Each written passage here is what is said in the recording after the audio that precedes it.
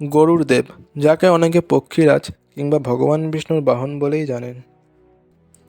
পুরনো মহাকাব্যে তিনি এই পর্যন্ত সীমিত ছিল না।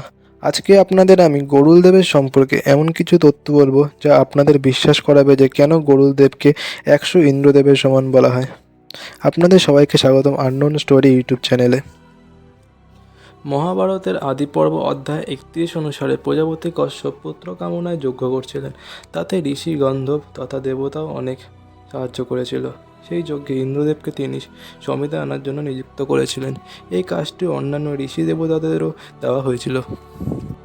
ইন্দ্র শক্তিশালী ছিল। উনি পাহাড় সমান একটি লাঠির বোঝ তুলে নিয়েছিলেন। তিনি যাওয়ার সময় এমন কয়েকজন ঋষিকে দেখেন যারা আকারে অনেক ছোট ছিলেন। তাদেরকে দেখে ইন্দ্রদেব সেখান থেকে হেসে শীঘ্রতাপূর্বক বেরিয়ে যান। ইন্দ্রর এইরূপ ব্যবহার দেখে ঋষিদের মনে অনেক ক্রোধ জাগলো। তারা তখন এমন এক গণের আরম্ভ করলেন যার পরিমাণ ইন্দ্রদেবের জন্য ভয়ঙ্কর ছিল। ঠিক এই সময় দক্ষ কন্যা বৃন্দা দেবী পুত্র কামনায় তপস্যাপূর্বক ব্রহ্মচর্য ব্রত পালন করতে লাগলো। ওই সময় ঋষি কশ্যপ তাকে বললেন, দেবী, তোমার এই ব্রত অবশ্যই সফল হবে। তুমি এমন দুজন পুত্রের জন্ম দেবে যে কিনা বড়ই বীর ও 3 লোকেই শাসন করার শক্তি রাখবে। ইচ্ছে অনুযায়ী সে রূপও বদলাতে পারবে। এরপর বিনতা দেবী দুজন পুত্রের জন্ম দিলেন, যাদের নাম অরুণ ও গরুড়। যাওয়ার আগে বলে দিই, কদ্রু এবং বিনতা দুজনেই ঋষি কশ্যপের স্ত্রী ছিলেন। ওরা দুজনেই বোন ছিল। কদ্রুর থেকে নাগের উৎপত্তি হয়েছিল এবং বৃন্দা দেবীর থেকে অরুণ ও গরুড় দেবের জন্ম হয়েছিল। একটা শর্ত হেরে যাওয়ার দরুন বৃন্দা ও তার পুত্রদের কদ্রু দেবীর দাস হতে হয়েছিল। মহাবীর গরুড় মায়ের সাহায্য ছাড়াই ডিম ফেটে বেরিয়ে এসেছিল। ওনার তেজে চারিদিক আলোয় আলো হয়ে গিয়েছিল। ওনার শরীর কিছুক্ষণেই বেড়ে অনেক বড় হয়ে গিয়েছিল।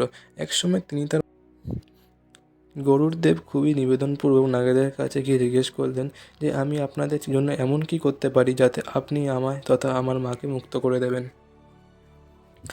তখন নাগেরা তাকে বলে যে সে যেন তাদের জন্য অমৃত নিয়ে আসে স্বর্গ থেকে। তাহলে সে এবং তার মা দাসভাব থেকে মুক্ত হয়ে যাবে। তখন সে মাতা বিনতি দেবী এবং পিতা কশ্যপের আশীর্বাদ নিয়ে ইন্দ্রলোক পৌঁছে যান। তিনি সেখানে যেতেই আকাশে অনেক জোরে গর্জন হতে লাগলো। এই দৃশ্য দেখে দেবতা সমেত ইন্দ্র ভয়ে ব্যাকুল হয়ে পড়ল। ইন্দ্রদেব বৃহস্পতিকে জিজ্ঞেস করলে বৃহস্পতি জানান যে পক্ষীরাজ গরুড় দেবে এসেছেন, যিনি কিনা খুবই শক্তিশালী।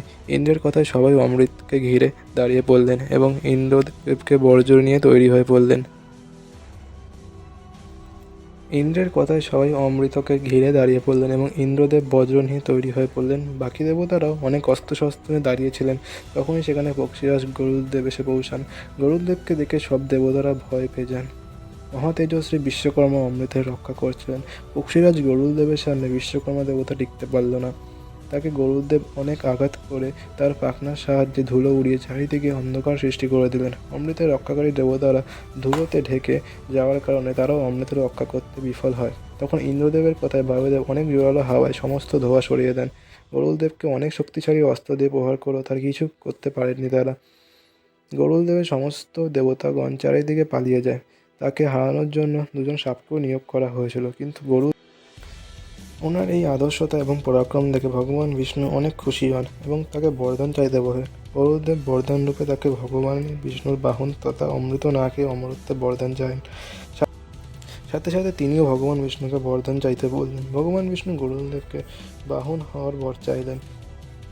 তাকে এই বর দিয়ে তিনি সেখান দিয়ে চলে গেলেন। যাওয়ার সময় ইন্দ্রদেব তার বজ্র দ্বারা তাকে আঘাত করেন। সেই আঘাত সহ্য করেও গরুড়দেব ইন্দ্রদেবকে বলেন যে মহর্ষির হাড্ডি দ্বারা তোমার বজ্র তৈরি হয়েছে, তাকে আমি অবশ্যই সম্মান করব। এর সাথে তোমাকে এবং তোমার বজ্রকেও সম্মান করব। তোমার বজ্র আমার শরীরে কোনো ব্যথা হয়নি, তবুও আমি আমার একটি পাখনা ত্যাগ করে দিচ্ছি। গরুড়ের ওপর বজ্রও নিষ্ফল হয়ে গিয়েছিল।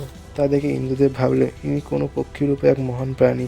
ইন্দ্রদেব গরুড়দেবকে বললেন, হে গরুড়দেব, আমি তোমার এই আপার শক্তির কারণ জানতে চাই এবং তোমার সেই বন্ধুত্বের শেষ নেই সেই বন্ধু হতে চাই। তখন গরুড়দেব ইন্দ্রকে বলল, হে ইন্দ্রদেব, তোমার ইচ্ছে পূরণ হোক।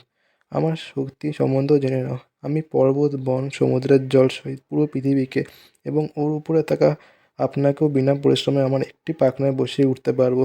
এরপর তিনি অমৃত নিয়ে তার মায়ের কাছে পৌঁছায় এবং নাগেদের বলে যে আজ থেকে তার মা এবং সে যেন দাসীভাব থেকে মুক্ত পেয়ে যায়। কিন্তু এর আগে ইন্দ্রদেবের সাথে গরুড়দেবের পরিকল্পনা হয়ে গেছিল যে কীভাবে সে অমৃত ইন্দ্রদেবের হাতে তুলে দেবে। তাছাড়া রামায়ণে তিনিই ছিলেন যে লক্ষ্মণকে নাগপাশ থেকে মুক্তি দিয়েছিলেন। এইভাবেই আমরা জানতে পারি গরুড়দেব কতটা শক্তিশালী ছিল।